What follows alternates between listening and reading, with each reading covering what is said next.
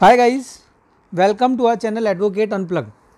Guys, today we'll discuss about Order 22 of the Code of Civil Procedure 1908. So guys, without wasting any time, we straight away moves towards this order. Guys, यह order बात करता है death, marriage and insolvency of the parties के बारे में, यानी कि suit का क्या होगा अगर किसी पार्टी की डेथ हो जाती है, शादी हो जाती है या वह दिवालिया घोषित हो जाता है। तो गाइज इसका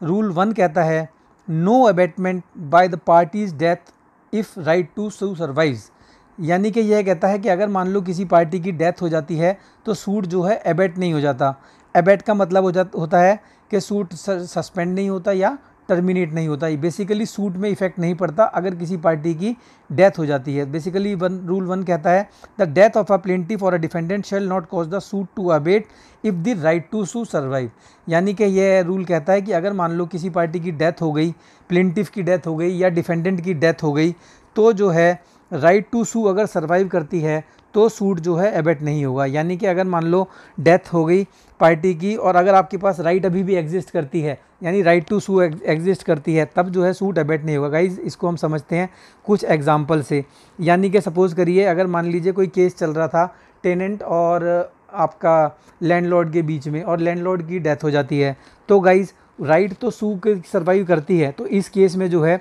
सूट जो है एबेट नहीं होगा। गाइज अगर मान लीजिए इसका फर्दर समझते हैं, स्पेसिफिक परफॉर्मेंस का अगर किसी ने केस फाइल किया और स्पेसिफिक परफॉर्मेंस के केस में ये था कि सपोज़ करिए ए ने बी से कोई प्रॉपर्टी खरीदी, उसने उसका बयाना दिया और केस चल रहा था कि वह तो ना तो प्रॉपर्टी नाम कर रहा है ना पैसे वापस दे रहा है और उसने स्पेसिफिक परफॉर्मेंस का केस डाल रखा है। इन द मीन टाइम जो ओनर ऑफ प्रॉपर्टी है उसकी डेथ हो जाती है, तो गाइज स्पेसिफिक परफॉर्मेंस का केस जो है उसका ख़त्म नहीं होगा क्योंकि राइट टू सू जो है अभी भी सर्वाइव करती है। गाइज इसमें एक बात करते हैं, सपोज़ करिए अगर आपने पार्टीशन का सूट फाइल कर रखा है, दो पार्टीज़ के बीच में पार्टीशन का सूट चल रहा है और मान लो किसी एक पार्टी की डेथ हो जाती है, cause of action still subsist करता है हालांकि पार्टी की डेथ हो गई, तो इस केस में जो है सूट जो है अबेट नहीं करेगा। गाइज वैसे कौन कौन से फिर ऐसे एग्जांपल्स मैं आपको बताता हूँ जिसमें सूट जो है आपका अबेट कर जाएगा क्योंकि राइट टू सू सर्वाइव ही नहीं करेगी। फॉर एग्जांपल सपोज़ करिए आपने किसी के ऊपर डिफेमेशन का केस फाइल किया, यानी कि किसी ने आपकी जो है मानहानि की, और अगर मान लो उस पार्टी की डेथ हो जाती है तो फिर जो राइट टू सू है वह सर्वाइव ही नहीं करती, यानी कॉज ऑफ एक्शन बचा ही नहीं,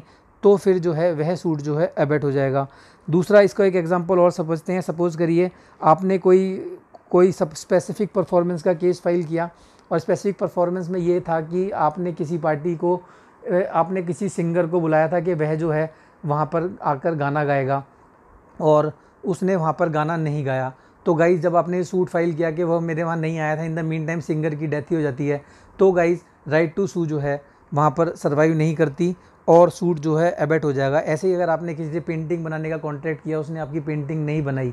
और लेटर ऑन जब केस चल रहा है उसकी डेथ हो गई, तो गाइज़ जब आर्टिस्ट ही मर गया तो आपकी पेंटिंग बनी नहीं सकती, यानी कि राइट टू सू सर्वाइव ही नहीं करेगा। तो गाइज़ इस केस में भी जो है आपका सूट जो है एबेट हो जाएगा। इसका एक एग्जांपल और लेते हैं, दो पार्टी के बीच में डिसोल्यूशन ऑफ मैरिज का केस चल रहा है, यानी कि पार्टियां जो है एक दूसरे से मैरिज को डिसॉल्व करने का केस चल रहा है। अगर मान लो उसमें से किसी पार्टी की डेथ हो जाती है तो राइट टू सू सर्वाइव नहीं करती। तो बेसिकली जो ऑर्डर 1 है वह बात करता है no abatement by the party, no abatement by party's death if right to sue survive, यानी कि अगर राइट टू सू सर्वाइव करेगी तब तो क्या कहते हैं आपका सूट एबेट नहीं होगा, और अगर मान लो राइट टू सू ही सर्वाइव नहीं करती तो फिर जो है सूट आपका एबेट हो जाएगा या ख़त्म हो जाएगा। तो गाइज इसका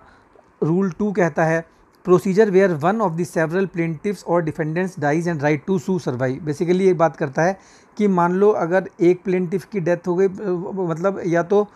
किसी एक से प्लेंटिफ की या डिफेंडेंट की डेथ हो गई लेकिन राइट टू सू सर्वाइव कर रही है, तो गाइज यह रूल कहता है वेयर देयर आर मोर प्लेंटिफ्स और डिफेंडेंट्स देन वन,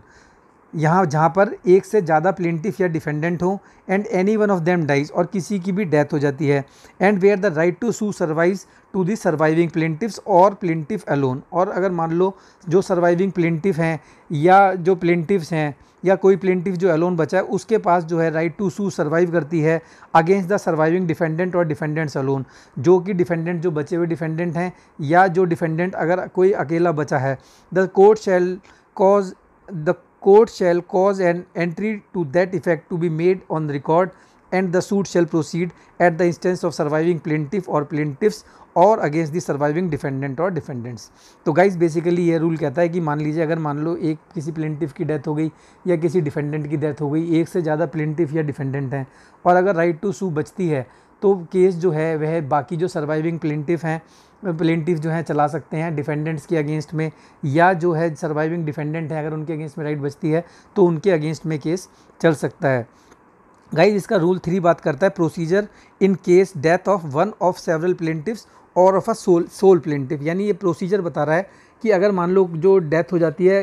किसी एक की या कई सारे प्लेंटिफ्स की, और जो है आपका यह रूल क्या है कि इसका रूल का सब रूल इस रूल 3 का जो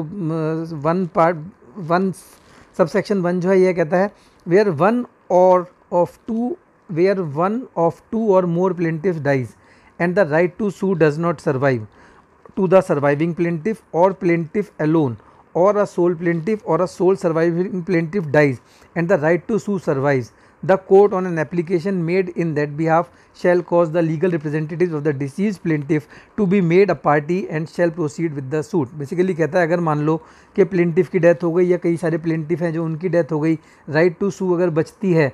उनके खिलाफ में, बेसिकली प्लेंटिफ और प्लेंटिफ जो है राइट टू केस कर लड़ सकते हैं अपने आप से या नहीं लड़ सकते हैं अपने आप से, मतलब अगर मान लो किसी को इम्प्लीड करना पड़ेगा लीगल हायर को तो वह जो है उसको लीगल रिप्रेजेंटेटिव्स को उसमें क्या कहते हैं जो है इम्प्लीड करेंगे, कोर्ट इस बिहाफ पे जो है कोर्ट इसको नोटिस करेगा, लीगल रिप्रेजेंटेटिव आ जाएगा और जो है फिर केस जो है आगे चलेगा। गाइस बेसिकली कहता है कि मान लीजिए अगर मान लो कोई प्लेंटिफ की डेथ हो गई, अगर मान लीजिए 4-5 प्लेंटिफ थे उसमें से एक प्लेंटिफ की डेथ हो गई या 2 प्लेंटिफ की डेथ हो गई और जो बचे हुए प्लेंटिफ हैं उनके पास राइट टू सू नहीं बची, या मान लीजिए प्लेंटिफ की डेथ हो गई या कुछ प्लेंटिफ्स की डेथ हो गई या राइट टू सू बची, तो क्या करेगा कोर्ट, क्या करेगा लीगल रिप्रेजेंटेटिव जो हैं उनके जो भी हैं उनको क्या कहते हैं इम्प्लीड करेगा और जो है इसके इफेक्ट टू दिस इफेक्ट जो है उसको एंटर करेगा और जो केस जो है उनको जो लीगल हायरर्स को जो उसमें इम्प्लीड होंगे उनके खिलाफ जो है फिर जो केस है वह आगे चलेगा। Where within the time limited by law no application is made under sub rule 1, the suit shall abate so far as the deceased plaintiff is concerned, and on the application of the defendant the court may award to him the cost which he may have incurred in defending the suit to be recovered from the estate of the deceased plaintiff। Guys ये बात करता है सब rule 2 कहता है इसका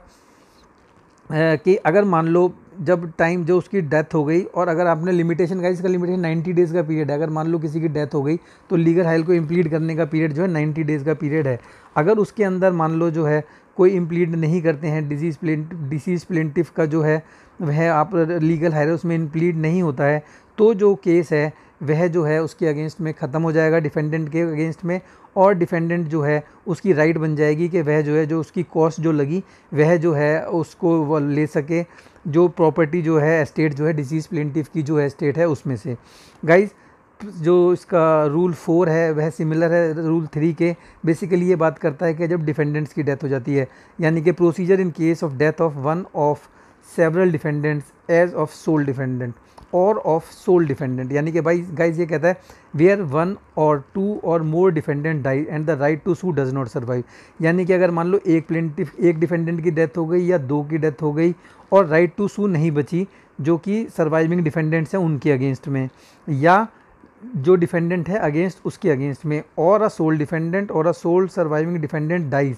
and the right to sue survive. अगर और यह कहता है या तो राइट बची नहीं, उन डिफेंडेंट्स के पास नहीं है राइट के वो उस केस को क्या कहते हैं उनके अगेंस्ट में जो है केस चल सके, या जो और डिफेंडेंट या सोल से डिफेंडेंट जो मर गए उनके अगेंस्ट में राइट टू सू जो है सर्वाइव करती है, तो जो एप्लीकेशन जो इस बिहाफ में जो लीगल रिप्रेजेंटेटिव को डिजीज के जो हैं उसको इम्प्लीड करने की made by the party and shall proceed with the suit, तो जो एप्लीकेशन लगाएंगे लीगल रिप्रेजेंटेटिव को इम्प्लीड करने के लिए और कोर्ट जो है फिर उस केस को आगे सुनेगा। सिमिलरली जैसे प्लेंटिफ की डेथ हुई थी उसमें जो है लीगल रिप्रेजेंटेटिव प्लेंटिफ के करने थे, इसमें जो डेथ डिफेंडेंट की हो गई तो डिफेंडेंट के लीगल रिप्रेजेंटेटिव्स को उसमें इम्प्लीड कर दिया जाएगा। वाइज इसका सब रूल 2 कहता है कि any person so made a party may make any defense appropriate to his character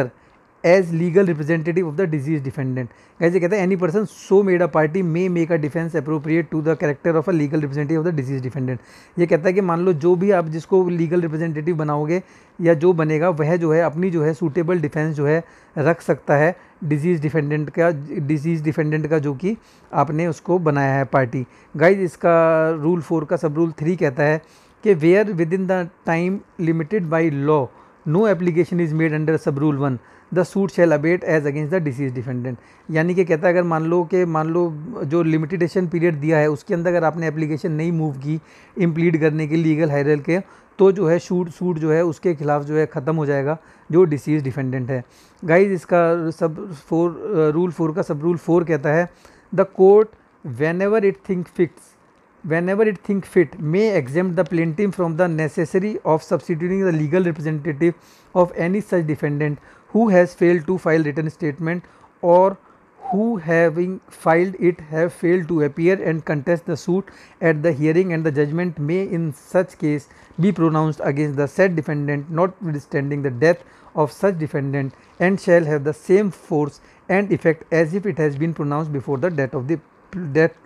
took place. Guys basically यह सब रूल 4 कहता है कि मान लो अगर क्या कहते हैं कोई ऐसा डिफेंडेंट था जिसने अपनी डिफेंस फाइल ही नहीं की थी, या ऐसा डिफेंडेंट था जिसने डिफेंस तो फाइल की थी लेकिन उसने अपना केस को परसू नहीं किया था, और अगर उसकी डेथ हो जाती है तो कोर्ट जो है उसका जो केस है उसकी जो जजमेंट जो है उसको क्या कहते हैं उसको मानेगा कि जैसे कि मान लो उसकी जो डेथ जो है नहीं हुई है और उसके अगेंस्ट में जो है आप जजमेंट जो है कोर्ट पास कर सकता है। The said defendant noting the death of the said defendant shall have the same force and effect as if pronounce before the death. हाँ कि बेसिकली अगर जिसने अपनी डिफेंस ही लीड नहीं की थी और उसकी डेथ हो गई तो कोर्ट जो है ये मानेगा कि उसकी जो है डेथ जो हुई नहीं है और उसके अगेंस्ट में जो है केस जो, क्योंकि सिंस उसकी राइट डिफेंस तो स्टक ऑफ हो ही गई थी, तो कोई भी जो ऑर्डर होगा वह कोर्ट जो है उसके अगेंस्ट में कर सकता है जैसे कि उसकी डेथ ही नहीं हुई। गाइज रूल 4 का सब रूल 5 कहता है कि where the plaintiff was ignorant of the death of the defendant and could not for the reasons make an application for substituting of the legal representative of the defendant under this rule within the period specified limitation and the suit has in consequence abated. यानी कहता है कि अगर मान लो कोई plaintiff को पता ही नहीं था कि डेथ हो गई डिफेंडेंट की और उसको वह प्रॉपर रीजंस कोर्ट को बताता है कि भाई उसके पास जो है क्या कहते हैं कोई पता नहीं था उसको, उसकी डेथ हो गई, और अगर मान लो जेन्युइन वह रीज़न कोर्ट को देता है लिमिटेशन पीरियड, और जो सूट अगर उस सूट में उस केस में जबकि सूट जो है एबेट हो गया, नहीं कि सूट जो है लिमिटेशन पीरियड से बाहर हो गया और वह जेन्युइन रीज़न देता है, तो प्लेंटिफ अप्लाई करता है expiry of period of limitation 90 days के बाद अगर प्लेंटिफ जो है एप्लीकेशन लगाता है for setting aside the abatement के जो सूट जो एबेट हुआ था उसको हटाने के लिए under section 5 of the limitation act on the ground that he had reasons for such ignorance sufficient cause for not making the application within the period specified in the said act, the court shall in considering the application under the said section 5 have due regard to the fact of such ignorance if proved। Guys basically कहता है कि मान लो अगर death हो गई defendant की और जो है प्लेंटिफ ने उसको इम्प्लीड नहीं किया, लिमिटेशन पीरियड 90 डेज़ का ख़त्म हो गया और वह फिर एप्लीकेशन लगाता है कि भाई इसको हटा दे क्योंकि मेरे को नॉलेज ही नहीं थी, मुझे पता नहीं था, और वह जेन्युइन कोर्ट को रीजंस देता है कि भाई मेरे को क्यों नहीं पता लग पाया कि डिफेंडेंट की डेथ हो गई थी, और अगर कोर्ट को लगता है तो गाइज़ वह फिर उस डिले को जो है कंडोन भी कर सकता है। गाइज़ रूल 4A बात करता है procedure where there is no legal representative, यानी कि उस केस में अगर मान लीजिए सपोज़ करिए किसी की डेथ हो गई, उसका कोई लीगल रिप्रेजेंटेटिव है ही नहीं।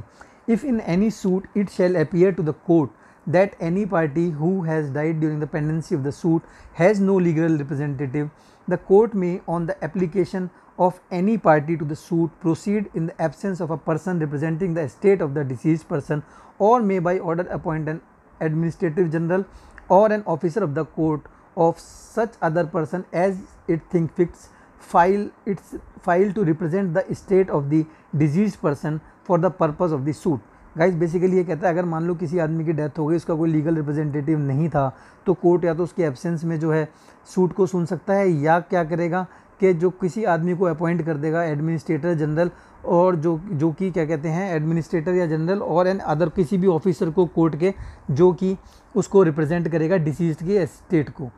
गाइज इसमें फर्दर कहता है any judgment or order subsequent given or made in the suit shall bind the state of the deceased. और कोई भी ऑर्डर फिर उसके बाद अगर कोई पास होता है, कोई एडमिनिस्ट्रेटर जनरल या कोई officer of the court appoint करने के बाद, तो जो डिजीज की स्टेट जो है वह जो उस डिसीजन से बाइंड करेगी, यानी कि अगर उसको कुछ देना है डिसीज की स्टेट से वह चीज़ ली जा सकती है, उस जजमेंट को सेटिस्फाई किया जाता है। तो जो कि उसकी जितनी एक्सटेंट, मतलब बेसिकली जो जजमेंट की है उतनी जो प्रॉपर्टी है उसके डिजीज स्टेट में ली जा सकती है। If a person living of deceased person has been a party to the as bound if a personal representative of the deceased person has been a party to the suit. जैसे कि मान लो कि वह जो है पार्टी द सूट था। Basically guys ये सेक्शन 4 ये कहता है कि अगर मान लो डेथ हो गई किसी पार्टी की, और डेथ के बाद जो है अगर कोई उसका लीगल रिप्रेजेंटेटिव नहीं था, तो कोर्ट ने किसी को लीगल रिप्रेजेंटेटिव अपॉइंट कर देंगे, और बेसिकली उसको कर सकते हैं, आपका एडमिनिस्ट्रेटर जनरल कर सकते हैं, किसी कोर्ट को कोई किसी भी कोर्ट के ऑफिसर को कर देंगे। और जो अगर जो डिसीजन होगा, तो जो भी उसकी डिसीज़ की प्रॉपर्टी में से जो है वह जो डिग्री है वह सेटिस्फाइड होगी। गाइज इसका 4A का सब रूल 2 कहता है, before making an order under this rule the court may require notice of the application for an order to be given to such of the persons having an interest in the state of the deceased person as it thinks fit. अगर मान लो court को लगता है किसी को notice देना है, तो ऑर्डर पास करने से पहले कोर्ट उसको नोटिस भी दे सकती है, जो कोर्ट को लगता है कि वो जो है इंटरेस्टेड हो सकता है डिसीज की प्रॉपर्टी में।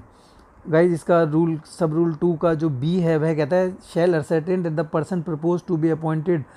to represent the state of the deceased person is willing to be so appointed and has no interest adverse to that of the deceased person। Basically ये कहता है कि जिसको भी जो है कोर्ट अपॉइंट करेगा, पहला तो वह पर्सन जो है विलिंग होना चाहिए, वह इच्छुक होना चाहिए कि वो रिप्रेजेंटेटिव बन सकता है, और दूसरा उसका जो है कोई भी इंटरेस्ट जो है एडवर्स यानी कि अगेंस्ट में नहीं होना चाहिए डिसीज्ड पर्सन के। गाइज अब रूल 5 की बात करते हैं। रूल 5 करता है determination of question as to the legal representative, यानी कि कोई क्वेश्चन अराइज करता है कि कोई लीगल रिप्रेजेंटेटिव है या नहीं है, तो वह उस क्वेश्चन को कोर्ट डिसाइड करता है। गाइज बेसिकली यह कहता है कि where a question arises as to whether any person is और is not the legal representative of a deceased plaintiff और a deceased defendant, such person shall be determined by the court. यानी कि ये कहता है कि अगर मान लो कोई पर्सन लीगल रिप्रेजेंटेटिव है या नहीं है, अगर कोई क्वेश्चन उठता है, तो वह कोर्ट जो है डिसाइड करेगा कि वेदर वह पर्सन जो है रीजनिंग वो क्या कहते हैं लीगल रिप्रेजेंटेटिव है या नहीं। इसके अंदर एक प्रोविजो भी दी हुई है गाइस। प्रोविजो कहती है, प्रोवाइडेड दैट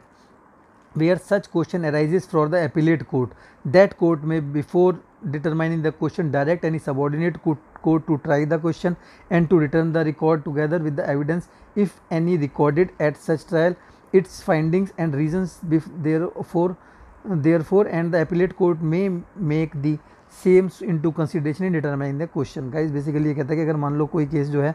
अगर मान लो किसी एपिलेट कोर्ट में चल रहा है, तो एपिलेट कोर्ट क्या करेगा, उस क्वेश्चन को डिसाइड करने के लिए कौन लीगल रिप्रेजेंटेटिव है वह अपने लोअर नीचे को सबऑर्डिनेट कोर्ट को भेज देगा, और जो कोर्ट जो है उसको क्वेश्चन को डिसाइड करेगा, और डिसाइड करने में जो उसने एविडेंस वगैरह लिए हैं वह चीज़ जो है सारी की सारी जो है वह एपिलेट कोर्ट को भेज देगा। गाइस इसका जो रूल 6 है ऑर्डर 22 का, वह बात करता है no abatement by reasons of death after hearing. Guys ये बात करता है कि अगर मान लो कोई केस चल रहा था, हियरिंग कंप्लीट हो गई, और उसके बाद अगर किसी की डेथ हो जाती है तो क्या प्रोसेस है। गाइस तो इसका जो 6 सब रूल है वह कहता है, notwithstanding anything contained in the foregoing rules where the cause of action survives और not, there shall be no abatement by reasons of the death of either party between the conclusion of the hearing and the pronouncement of judgment, but judgment may in such case be pronounced notwithstanding the death and shall have the same force and effect as if it has been pronounced before the death took place। Guys basically कहता है, अगर मान लो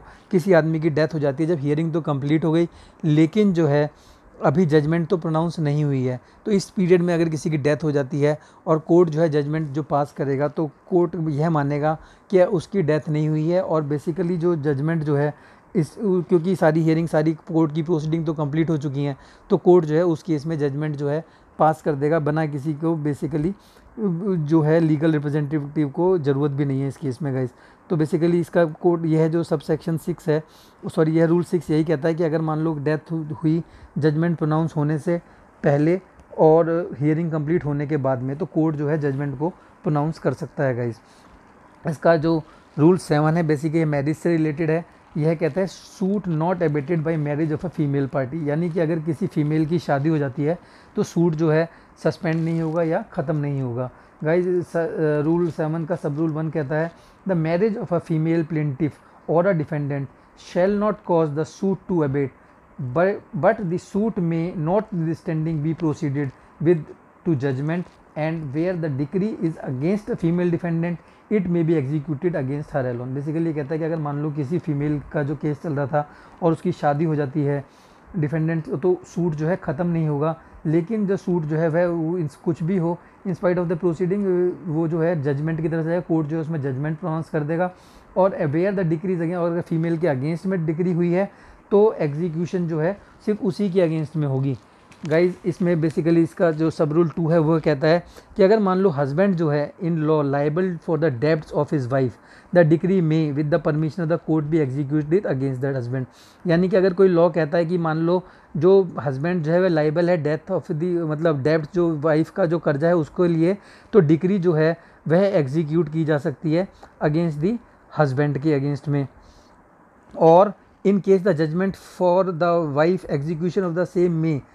with the permission be issued upon the application of the husband wherein the husband by law entitled to subject matter of the decree। और मान लो in case कोई मान लो degree उसके favour में हुई है और हस्बैंड किसी लॉ से टाइम बिंग कोई फोर्स में लॉ ऐसा बताता है कि हस्बैंड उसको एग्जीक्यूट करा सकता है, तो हस्बैंड जो है उस डिग्री को एग्जीक्यूट करा सकता है। गाइज इसका रूल 8 जो है ऑर्डर 22 का वह बात करता है इंसॉल्वेंसी की, यानी कि अगर मान लो कोई आदमी जो है इंसॉल्वेंट हो जाता है। गाइज बेसिकली बात करता है when plaintiffs insolvency bar suit. Basically plaintiff की, इसमें जनरली प्लेंटिफ की इंसॉल्वेंसी मतलब किसी ने केस फाइल किया और जो है वह इंसॉल्वेंट डिक्लेयर हो गया। अगर गाइज डिफेंडेंट इंसॉल्वेंट डिक्लेयर हो गया फिर तो जो आपका असाइनी या रिसीवर होता है उसके पास जो है आप अपना क्लेम फाइल करते हैं। तो यह बात करता है अगर मान लो प्लेंटिफ जो है वह जो है इंसॉल्वेंट हो जाता है तो सूट जो है ख़त्म नहीं होता। तो गाइज 8 का रूल 8 का सब रूल 1 कहता है the insolvency of the plaintiff in any suit which the assignee or receiver might maintain for benefit of the creditors shall not cause the suit to abate। यानी कि कह रहा है कि अगर कोई सूट अगर इंसॉल्वेंसी अगर कोई बाद में पर प्लेंटिफ जो इंसॉल्वेंट हो गया है तो असाइनी और रिसीवर जो है वह जो है उसको केस को जो है लड़ सकते हैं and shall cause the cause, और उससे जो केस जो है वह एबेट नहीं होगा अगर मान लो अनलेस सच असाइनी और receiver declines to continue the suit. मान लो कि अगर कब तक, अगर मान लो कि जो है डिक्लाइन नहीं करता जो असाइनी है या रिसीवर है केस को लड़ने के लिए, unless for the several reasons the court otherwise directs to give security for the cost thereof within such time as the court में डायरेक्ट। बेसिकली गाइज ये बात करता है रूल 1 कहता है कि मान लो अगर कोई प्लेंटिव इंसॉल्वेंट हो गया तो असाइनी जो है या रिसीवर जो है उसका केस जो है कंटेस्ट करेगा। अगर मान लो वह नहीं करता है तो कोर्ट जो है सिक्योरिटी के लिए कह सकता है। गाइस इसका रूल 2 जो है वह बात करता है कि अगर मान लो असाइनी जो है पैसे जो है जो कोर्ट ने कहे हैं वह जमा नहीं करता तब क्या होगा इन केस में। मान लो अगर कोई सिक्योरिटी के लिए कोर्ट ने कहा है और असाइनी या रिसीवर उसको नहीं देता है तो गाइस बेसिकली जनरली क्या होगा कि जो सूट जो है डिफेंडेंट के अगेंस्ट में ख़त्म हो जाएगा। बेसिकली गाइस इसका रूल पढ़ लेते हैं। ये कहता है कि वेयर द असाइनी और रिसीवर नेग्लेक्ट्स और refuses to continue the suit and to give such security within a time so order, यानी कि असाइनी मना नेग्लेक्ट करता है या तो मतलब इच्छुक नहीं है या मना कर देता है सूट को कंटिन्यू करने में या सिक्योरिटी देने के लिए,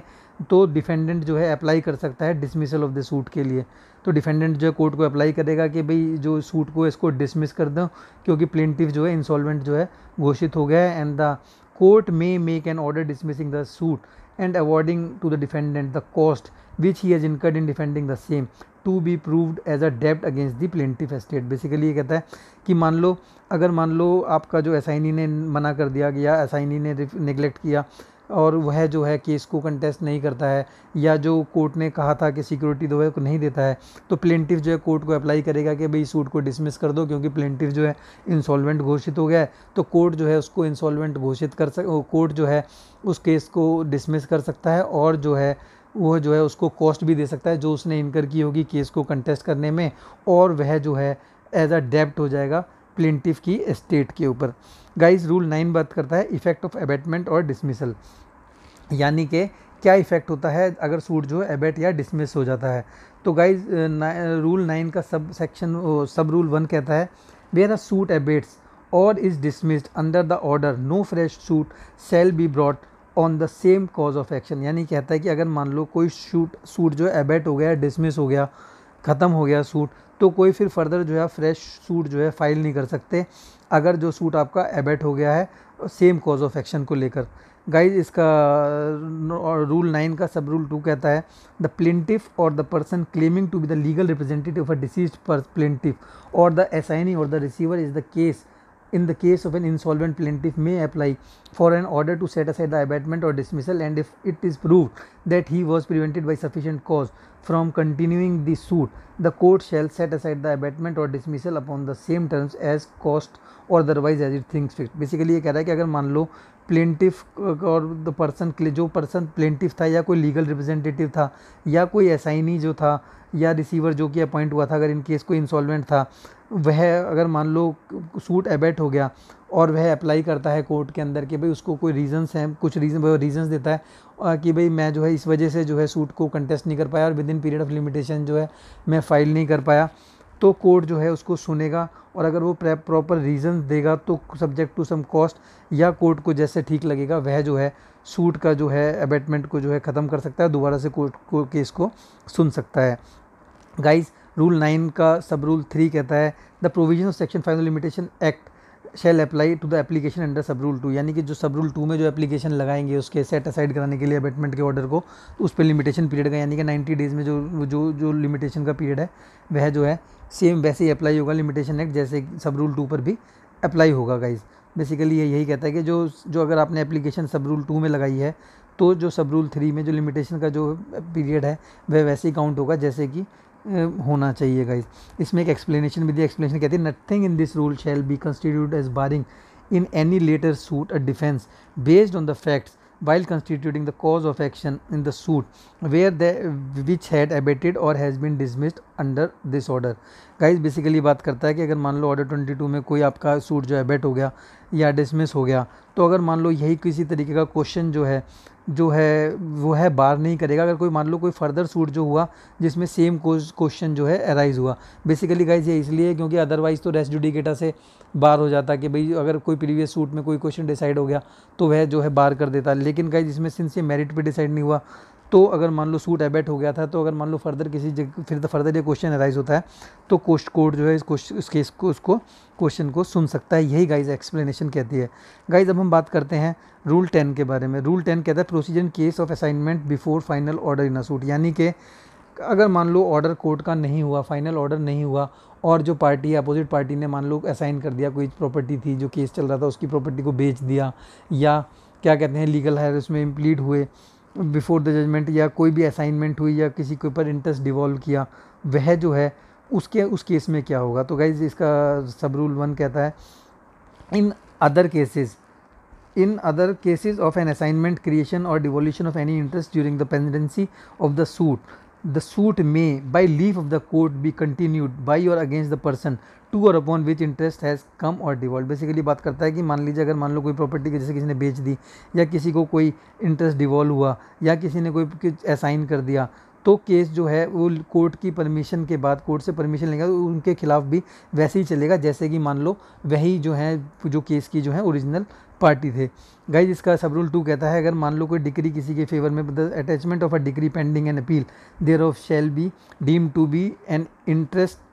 एंटाइटलिंग the person who procured such attachment to be the benefit of sub rule. Guys basically बात करता है किसी ने डिग्री कोई ली या कोई क्या कहते हैं अटैचमेंट उसके इंटरेस्ट जो है उसको एंटाइटल करता है जो उसने उस अटैचमेंट के लिए, तो बेनिफिट जो सब रूल 1 का जो बेनिफिट है वो भी जो है उसको मिलेगा। गाइज अब इसका रूल 10A कहता है duty of a pleader to communicate to the court death of the party. Basically ये बात करता है कि अगर मान लो कोई केस चल रहा था और कोई उसको प्लीड यानी कि कोई एडवोकेट उस केस को लड़ रहा था तो उसकी क्या ड्यूटी है इन केस अगर मान लो उसकी पार्टी की डेथ हो जाती है। तो गाइज ये कहता है when ever a pleader appearing for a party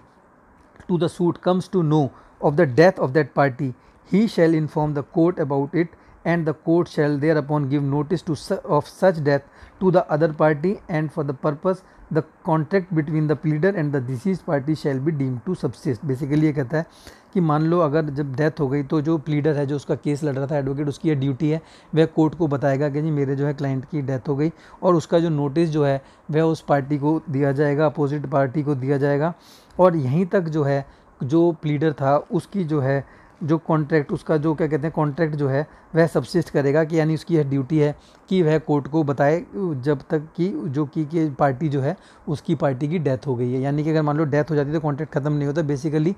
pleader की ड्यूटी है, यानी उस वकील साहब की ड्यूटी है कोर्ट को बताएं कि ऐसे ऐसे पार्टी की डेथ हो गई है। गाइज इसका रूल 11 कहता है application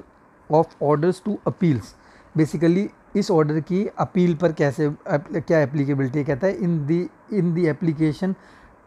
of this order to appeals so far as may be the word plaintiff shall be held to include an appellant, the word defendant a respondent and the word suit an appeal। Basically बात करता है कि मान लीजिए अगर मान लीजिए कोई अपील है तो उसमें जो भी सारे के सारी चीज़ें इसमें चल रही हैं वह बेसिकली जनरली आप जानते हैं अपील फाइल करते हैं तो अपीलेंट होता है और जो उसको डिफेंड करता है वो रेस्पोंडेंट होता है। सूट में बेसिकली प्लेंटिफ और डिफेंडेंट होते हैं। तो गाइस कहता है कि अगर मान लो अपील है तो अपील जो इसमें हमने जो प्लेंटिफ को समझा है वही अपीलेंट का मतलब समझेंगे और जो डिफेंडेंट है वह जो है रेस्पोंडेंट की तरीके से गाइस ट्रीट किया जाएगा और सूट को जो है अपील की तरीके से ट्रीट किया जाएगा अगर मान लीजिए कोई एप्लीकेशन इस सेक्शन के अंदर लगती है। गाइस अब हम बात करते हैं ऑर्डर 22 रूल 12 के बारे में। कहता है कि application of order to proceeding nothing in rule 3, 4, 8 shall apply to the proceeding in execution of a decree और ऑर्डर। बेसिकली ये बात करता है कि अगर मान लो कोई एग्जीक्यूशन है तो एग्जीक्यूशन है यानी कि डेथ हो गई आदमी की, उसकी प्रोसीडिंग्स खत्म हो गई, उसके बाद डेथ हो गई, तो अगर ये